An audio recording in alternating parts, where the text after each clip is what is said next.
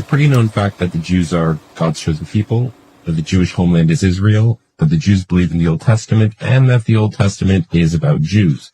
However, almost none of these facts are true. Nowhere in the Bible does it call the Jews God's chosen people. Modern-day Israel isn't really the homeland of the Jews. The Jews don't really believe in the Old Testament, and only maybe 5% of the people in the Old Testament can even be considered Jewish. So now that you've branded me an anti-Semite, we can begin.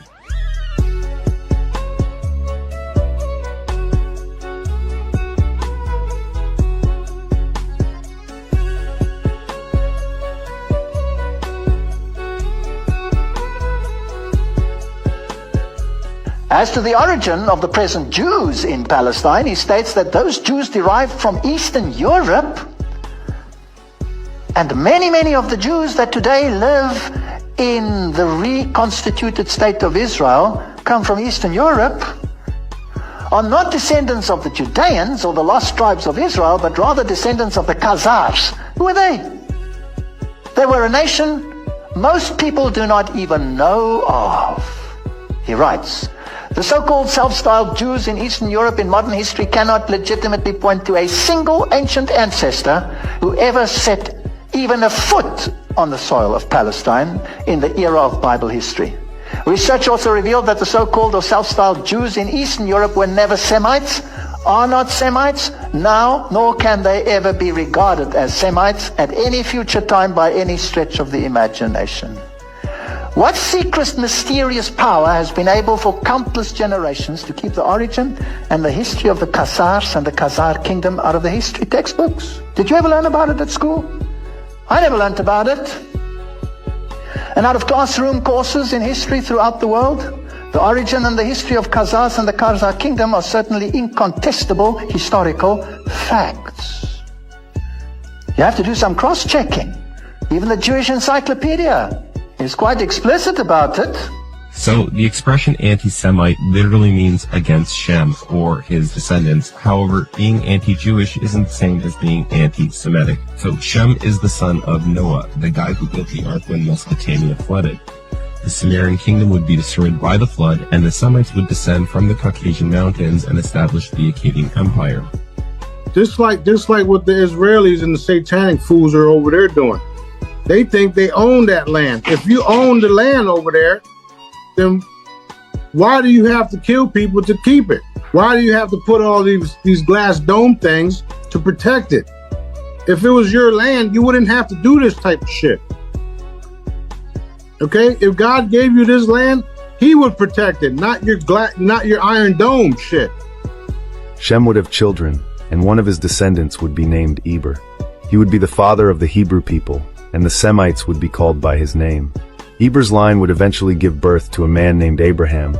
Abraham has never been a Jew, nor will he ever be a Jew. To call Abraham one is just plain ignorant. According to the Bible, Abraham was a Hebrew and not a Jew, whom God promised to be the father of many nations. Not one single Jewish nation, but many nations. And that through him, all the families of the world would be blessed. Abraham would pass this blessing on to his younger son, Isaac, and not his eldest son, Ishmael. Isaac would have twin sons named Esau and Jacob. Again, the Abrahamic blessing would be passed on to the younger brother, Jacob, who would then be renamed Israel. Israel would then have 12 sons. His sons would each become their own tribes, and eventually their own nations. One of his sons would be named Judah, who would be the father of the Jewish people, and all Jews are related to him. Even though all Jews are Israelites, the majority of Israelites are not Jews. Obviously, Israel would have to pass the Abrahamic blessing to Judah in order for them to be the chosen people. However, Israel would want his favorite son, Joseph, to inherit the Abrahamic blessing. But Judah, the father of the Jews, would be jealous and conspire with his brothers to have Joseph killed. In the end, Judah sold Joseph into slavery for silver, much like Judas sold Jesus to the Jews. So the Bible portrays Judah as a jealous villain and Joseph as the chosen son. While in slavery, Joseph would rise to become the prime minister of Egypt and father two sons named Ephraim and Manasseh. In the end, Israel would adopt Joseph's sons and pass the Abrahamic blessing onto them, making them the chosen people and dividing Joseph into 2 tribes, making 13 tribes of Israel. As for the father of the Jews, his 2 eldest sons would die, and Judah would end up bowing down to Joseph. The Jews were never intended to bless the world, nor were they ever considered the chosen people.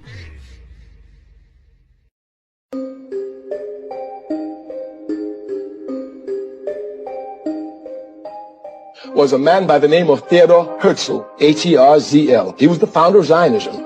He said that he was going to find the state that God promised the Jews. Listen to this very carefully. This man, Herzl, was an atheist.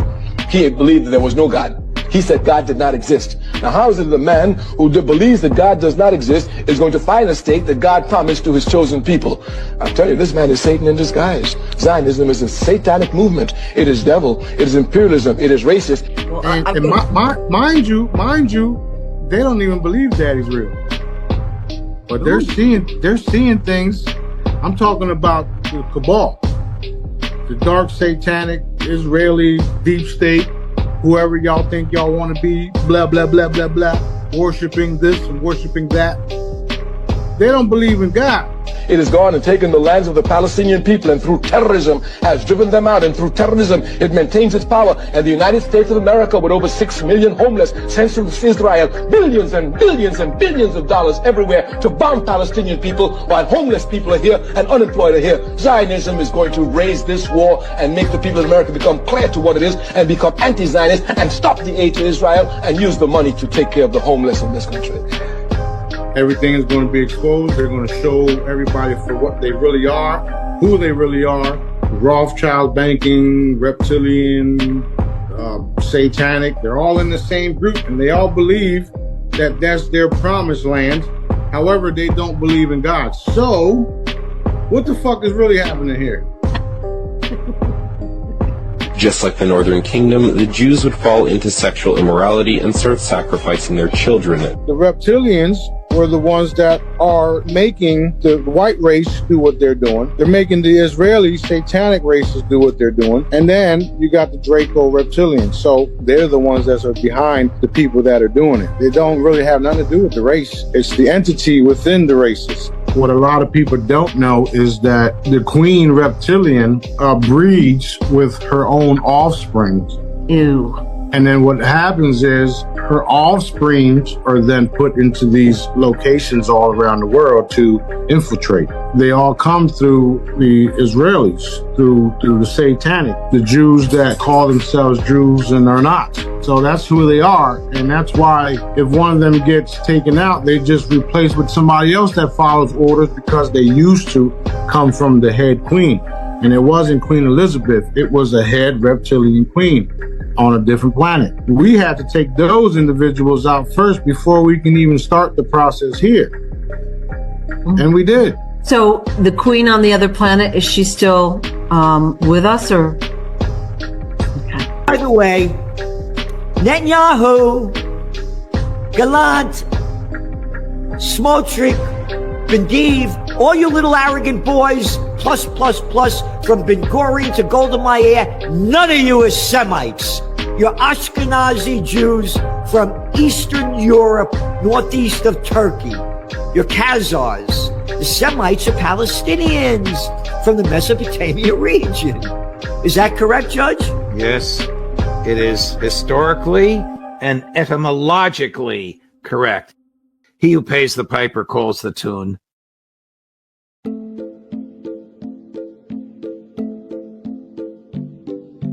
So the reason the Jews have been able to take Palestine really rests on the fact that they've stolen the name Israel and have convinced the Christian West that they're the chosen people and that they alone are Israel. But once putting things into perspective, we see that just isn't true. To explain the Talmud, we have to understand some basic Jewish Roman history, going back to Emperor Claudius, who, like Emperor Tiberius, tried to ban the Jews from Rome after branding them aggressive troublemakers. Sadly, Emperor Claudius didn't understand how to play the Game of Thrones and ended up mysteriously being killed. His successor, Emperor Nero, would lift the Jewish ban, which shouldn't surprise us, considering the Talmud says he was a Jewish convert.